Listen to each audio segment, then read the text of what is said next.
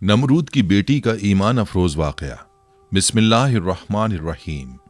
अस्सलामु अलैकुम रहमतुल्लाहि व बरकातुहू। मैं हूँ जमील अहमद जामी। यकीनन तमाम तारीफ़ें अल्लाह के लिए हैं।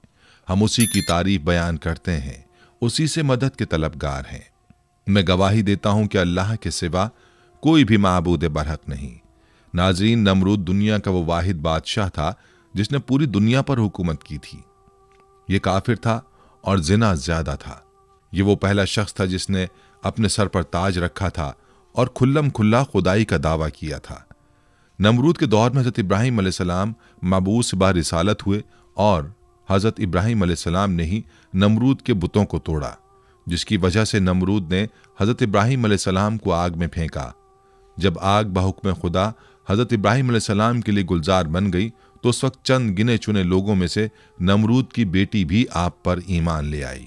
जब नमरूद को इसकी खबर मिली तो उसने अपनी बेटी के साथ क्या किया और नमरूद की आग में हज़रत इब्राहीम अलैहिस्सलाम के साथ कौन से वाक़यात पेश आए, ये आग कितने अरसे में तैयार की गई, खुदावंद मुताल ने छिपकली को मारने का हुक्म क्यों दिया और मेंढक को मारने से मना क्यों फरमाया, इसके साथ साथ आपको नमरूद का अंजाम भी बताएंगे। वीडियो में आगे चलने से पहले आपसे गुजारिश है कि वीडियो को स्किप किए बगैर आखिर तक जरूर देखिएगा, और अगर आप हमारे चैनल पर नए हैं तो सबसे पहले हमारे चैनल को सब्सक्राइब कर लें। नाजरीन, नमरूद बड़े तनतने का बादशाह था। सबसे पहले इसने अपने सर पर ताज शाही रखा और खुदाई का दावा किया। ये वलदुज जना था और इसकी मां ने जिना करा लिया था, जिससे नमरूद पैदा हुआ था। सल्तनत का कोई वारिस पैदा ना होगा तो बादशाहत खत्म हो जाएगी, लेकिन ये लड़का बड़ा होकर बहुत इकबालमंद हुआ और बहुत बड़ा बादशाह बन गया। मशहूर है कि पूरी दुनिया की बादशाही सिर्फ 4 ही शख्सों को मिली, जिनमें से 2 मोमिन थे और 2 काफिर। हज़रत सुलेमान अलैहिस्सलाम और हज़रत जुल्करनैन तो साहिब ईमान थे और नमरूद बख्त नसर ये दोनों काफिर थे। नमरूद ने अपनी सल्तनत भर में ये कानून नाफिज कर दिया था कि उसने खुराक की तमाम चीज़ों को अपनी तहवील में ले लिया था। सिर्फ उन्हीं लोगों को खुराक का सामान दिया करता था जो लोग उसकी खुदाई को तस्लीम करते थे। चुनाचे एक मरतबा हज़रत इब्राहीम अलैहिस्सलाम उसके दरबार में गल्ला लेने के लिए तशरीफ़ ले गए तो उस खबीस ने कहा कि पहले तुम मुझको अपना खुदा तस्लीम करो, तभी मैं तुमको गल्ला दूंगा। हज़रत इब्राहीम अलैहिस्सलाम ने भरे दरबार में अलल ऐलान फरमा दिया कि तू झूठा है और मैं सिर्फ एक खुदा का परस्तार हूँ जो वादहू ला शरीक लहू है। यह सुनकर नमरूद अपने आपे से बाहर हो गया और आपको दरबार से बाहर निकाल दिया और एक दाना भी नहीं दिया। आप और आपके चंद मुताबिईन जो मोमिन थे भूख की शिद्दत से परेशान होकर जाँ बल्ब हो गए। उस वक्त आप एक थैला लेकर एक टीले के पास तशरीफ ले गए और थैले में रेत भर कर लाए और खुदावंद कुद्दूस से दुआ मांगी तो वो रेत आटा बन गई और आपने उसको अपने मुताबिईन को खिलाया और खुद भी खाया। फिर नमरूद की दुश्मनी इस हद तक बढ़ गई कि उसने आपको आग में डलवा दिया, मगर वो आग आप पर गुले गुलजार बन गई और आप सलामती के साथ आग से बाहर निकल आए और अलल ऐलान नमरूद को झूठा कहकर खुदाए वाहदहू ला शरीक की तौहीद का चर्चा करने लगे।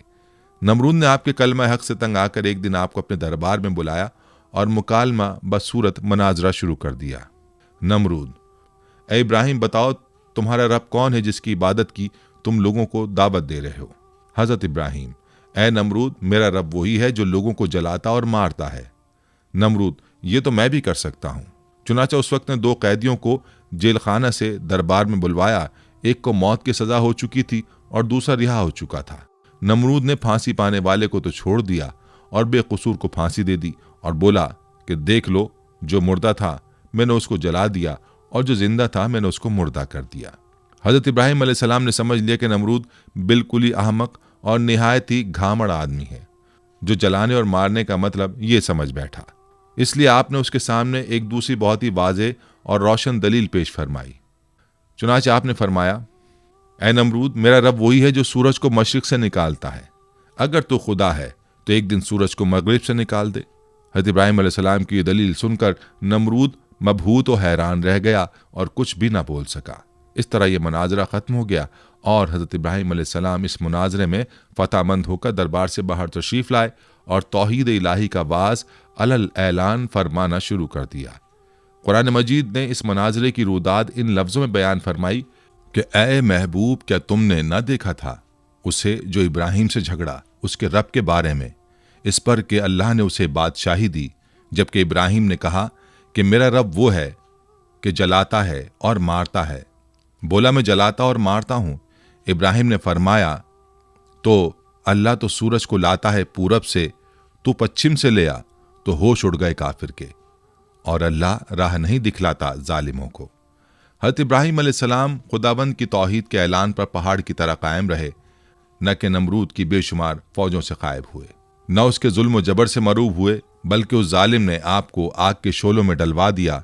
उस वक्त भी आपके पाए अज़्म इस्तक़लाल में बाल बराबर लग़ज़िश नहीं हुई और आप बराबर नाराए तौहीद बुलंद करते रहे।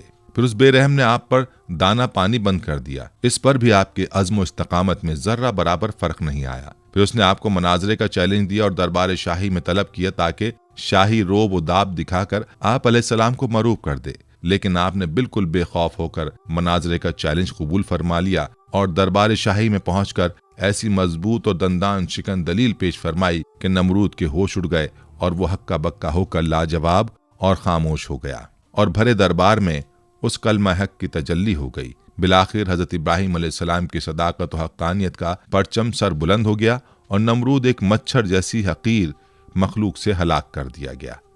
हजरत इब्राहिम अलैहिस्सलाम को आग में फेंकने का वाक़या मुफस्सिरीन ने इस तरह बयान किया है कि ईद के दिन कौम के लोगों ने हजरत इब्राहिम अलैहिस्सलाम को भी शहर से बाहर मेले में चलने की दावत दी, लेकिन उन्होंने तबीयत की खराबी का कहकर जाने से माजत कर ली। दरहकीकत वो ऐसे ही मौके की तलाश में थे। चुनाचे जब पूरी कौम मेले में शिरकत के लिए चली गई तो हजरत इब्राहिम अलैहिस्सलाम एक कुल्हाड़ा लेकर बुतखाने में दाखिल हुए।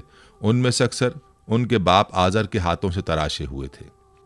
हजरत इब्राहिम अलैहिस्सलाम बड़े देवता के हैकल में चले गए।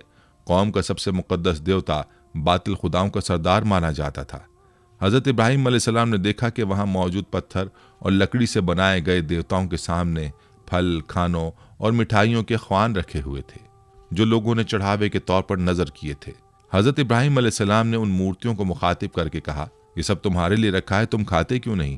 हजरत इब्राहिम ने दोबारा फरमाया, मैं तुमसे मुखातिब हूँ, तुम मेरी बात क्यों नहीं सुनते, मेरी बात का जवाब क्यों नहीं देते?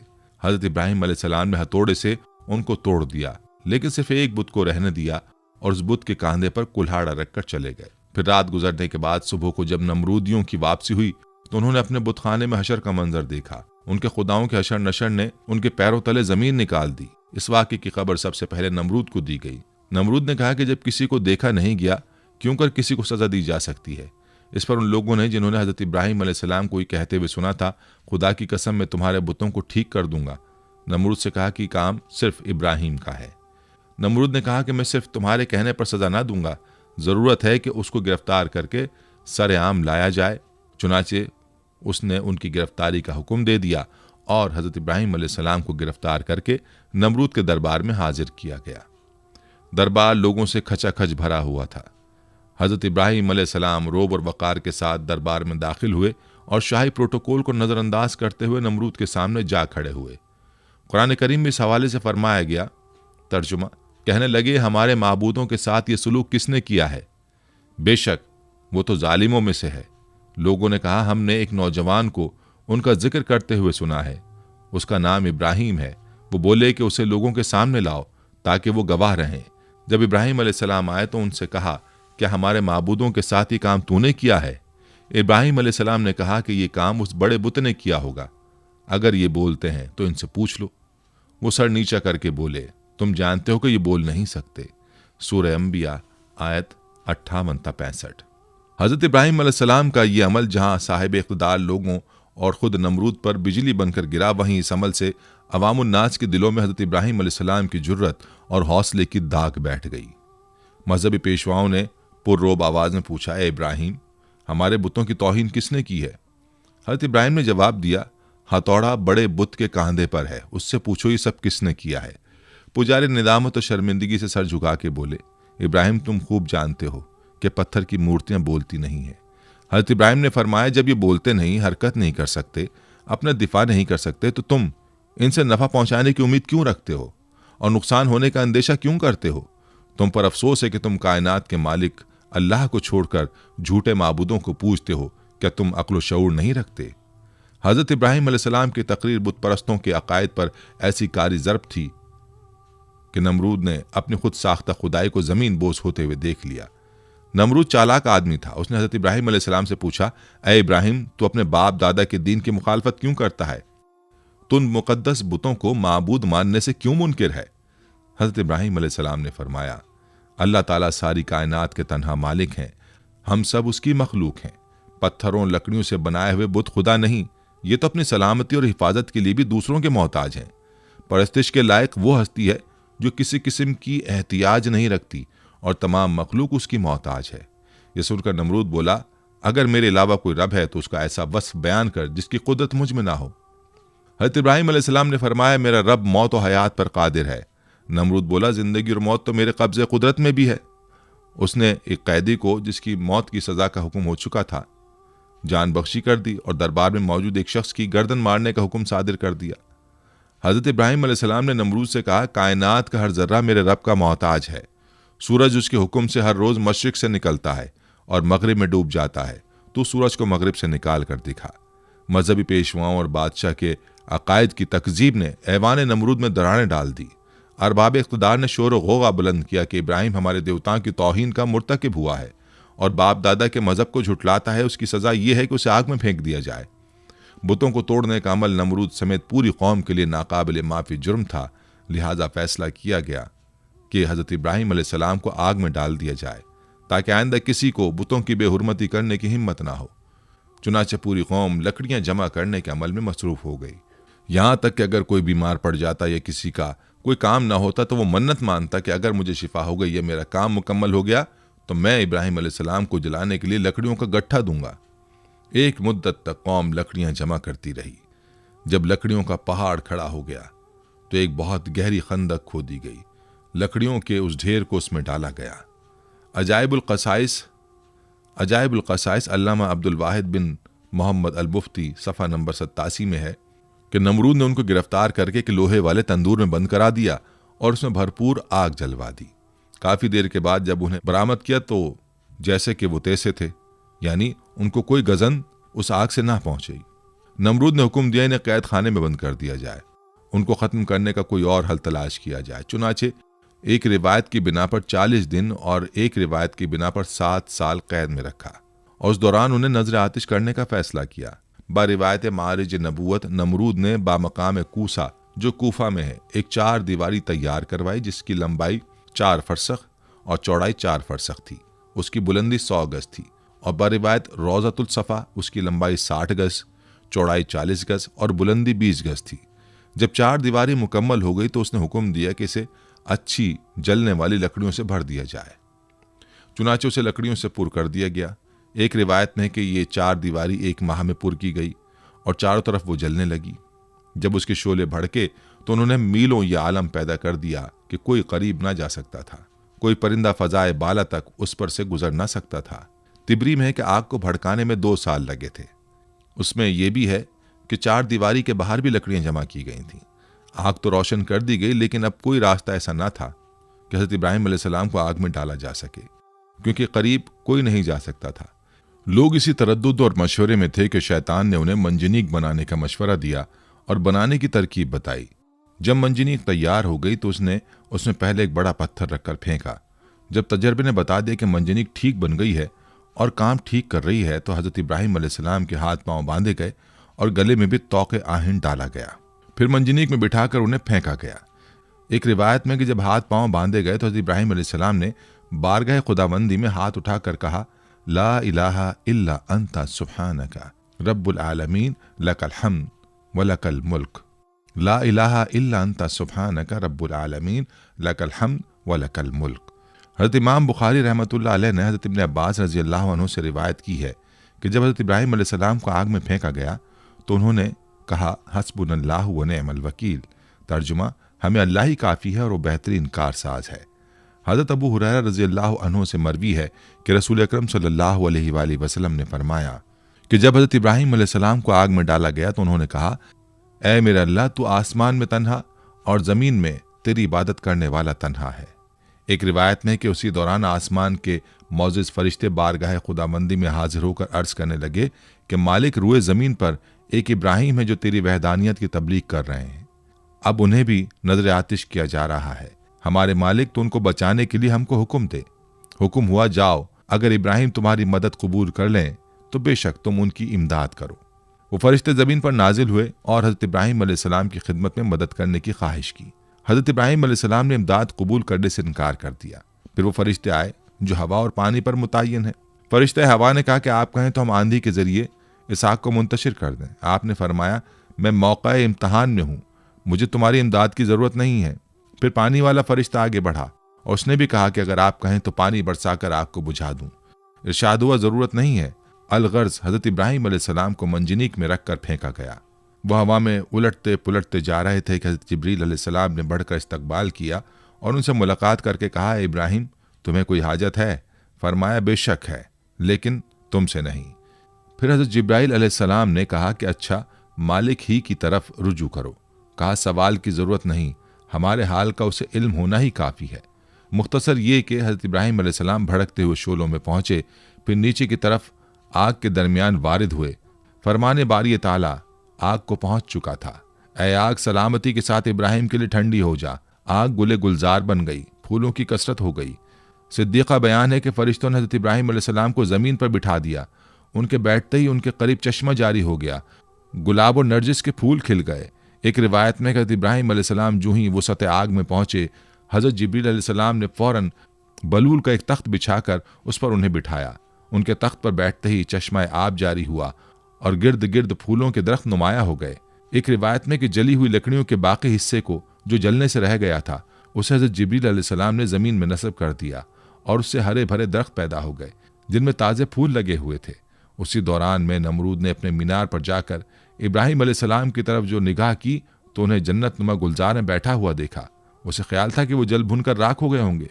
जब उसने उन्हें इस हाल में देखा तो बहुत हैरान हुआ और उसके दिल में ख्याल पैदा हो गया कि आपको ये आग नहीं जला सकी और आप सही और सालिम बरामद होंगे तो लाज़िम मेरे लिए और ज़्यादा मुज़र साबित होंगे। यही कुछ सोचकर उसने अपने कारकुनों को हुक्म दिया कि मंजनीक के ज़रिए से इब्राहिम पर पत्थर फेंके जाए। चुनाचे बड़े बड़े पत्थर उस राख में फेंके गए। वो पत्थर बारिवायत अजाइबुल क़सस सफ़ा नंबर 88 एक मकाम पर हवा में जमा हो गए और बाहुक्म खुदा बादलों की सूरत इख्तियार करके बरसने लगे, जिसके नतीजे में उस हिस्से के अलावा जो गुलजार बना हुआ था, जिस कदर भी आग इस तवील चार दीवारी में थी, सब बुझ गई। अल्लामा मुस्जद तहरीर फरमाते हैं कि दुनिया में सबसे पहले जो मंजनीक बनाई गई थी वो वही थी जिसमें रख कर हज़रत इब्राहिम अलैहिस्सलाम को आग में डाला गया। यह मंजनीक मकाम कूसा में, जो कूफा की एक गांव कंजारा में वाक़ शैतान के हाथों बनी थी। उन्होंने हयातुल क़ुलूब के सफ़ा नंबर 90 में तहरीर फरमाया है कि हज़रत इब्राहिम अलैहिस्सलाम को जब हाथ पांव बांध कर मंजनीक में रखा तो उनके चचा आज़र, जो हुकूमत नमरूद का वज़ीर था, हज़रत इब्राहिम अलैहिस्सलाम के पास आया और उनके रुखे मुबारक पर एक तमाचा मारकर कहा, अब भी अपनी हरकत से बाज आ जा और नमरूद की खुदाई को तस्लीम कर ले। हज़रत इब्राहिम अलैहिस्सलाम ने फरमाया, जो खुदा है खुदाई उसी की तस्लीम की जाएगी और उसी की तस्लीम शुदा है। ये ना खुदा है ना इसकी खुदाई मानी जा सकती है। एक हदीस में है कि हज़रत इब्राहिम अलैहिस्सलाम के लिए आग ठंडी हुई तो उसका असर 3 दिन तक दुनिया की तमाम आग पर रहा और उसमें ठंडक आ गई थी। उलमा फरमाते हैं कि अगर अल्लाह ताला ठंडी के साथ सलामती वाली ना कहता तो उस आग की ठंडक हज़रत इब्राहिम अलैहिस्सलाम के लिए नाकाबिले बर्दाश्त होती। बहरहाल ये एक बड़ा मौज़ा है जो आसमान से बातें करती हुई दहकती भड़कती आग के गुले गुलजार बन जाने की सूरत में हज़रत इब्राहिम अलैहिस्सलाम के लिए अल्लाह की मशीयत से ज़ाहिर हुआ और इस तरह अल्लाह ने अपने नबी को मुशरिकीन की शैतानी साजिशों से महफूज फरमाया।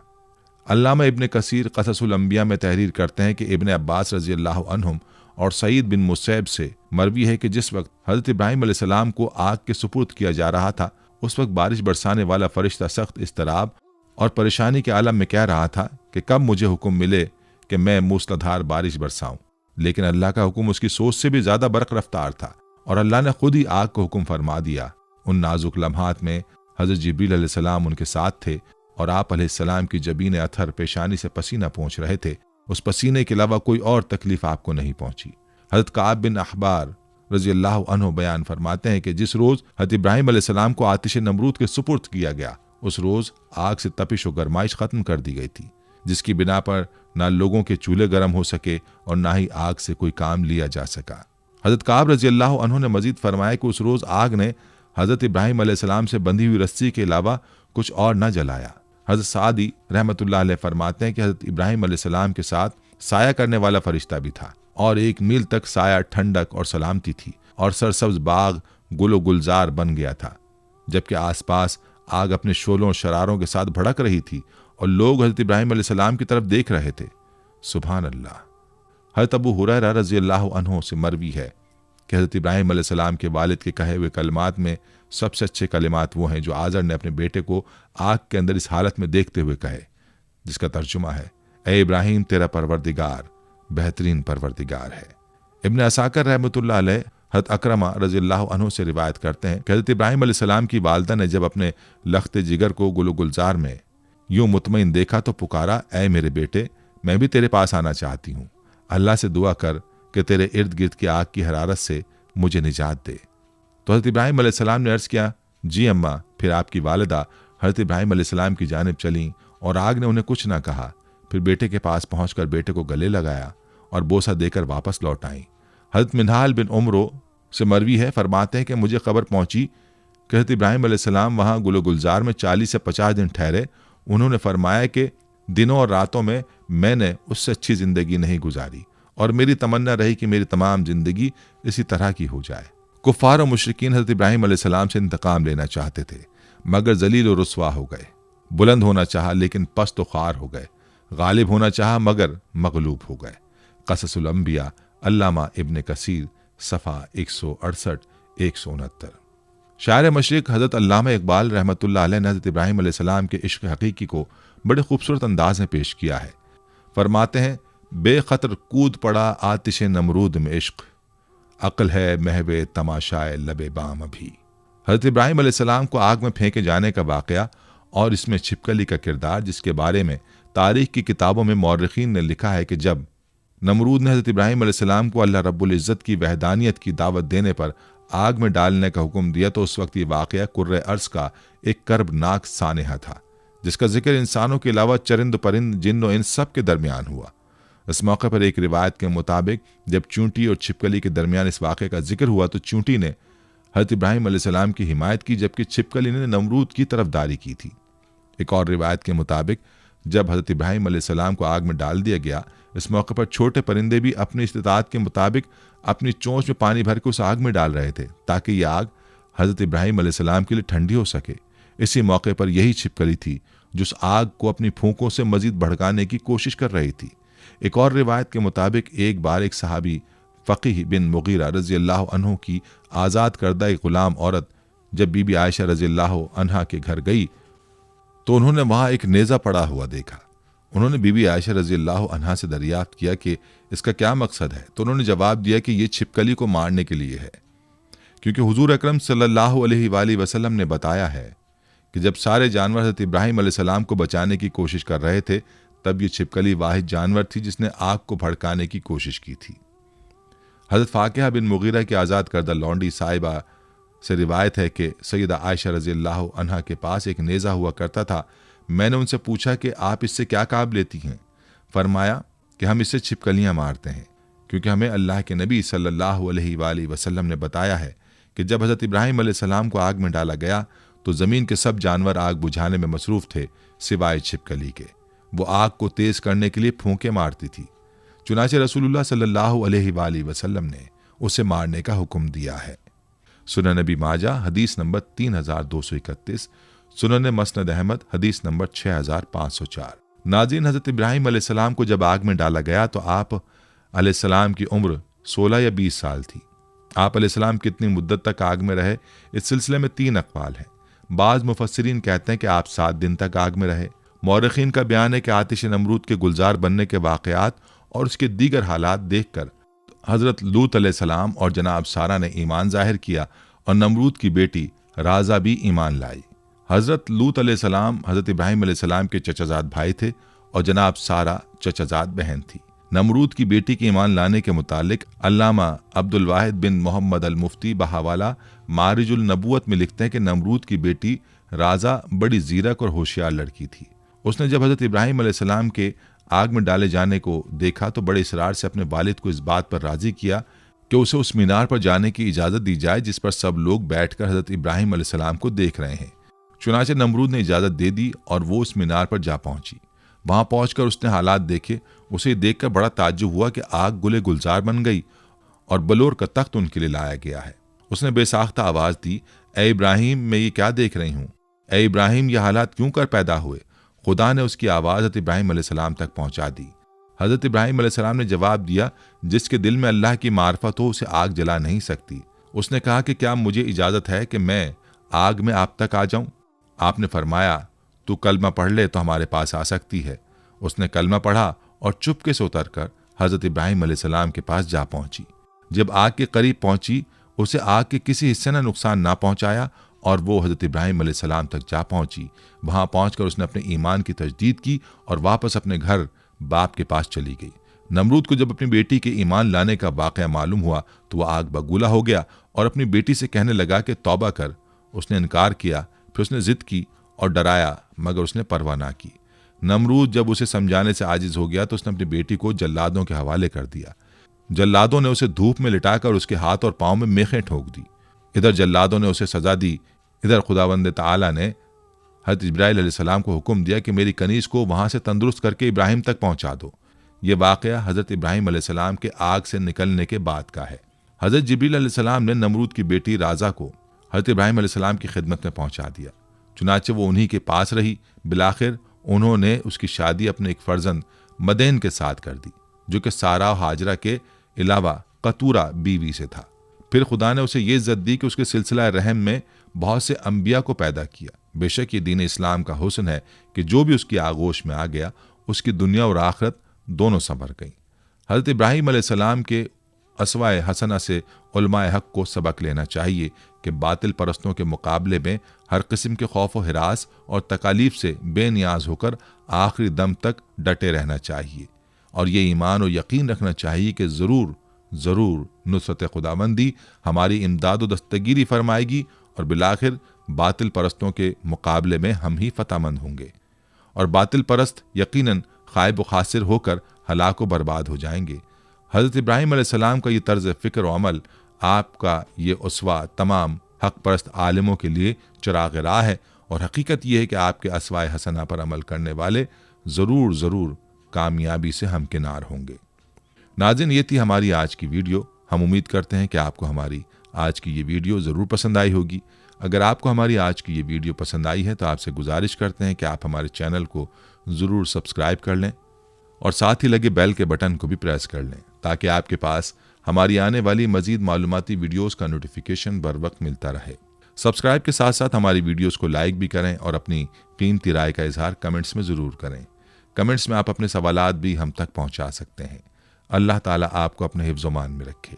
आमीन।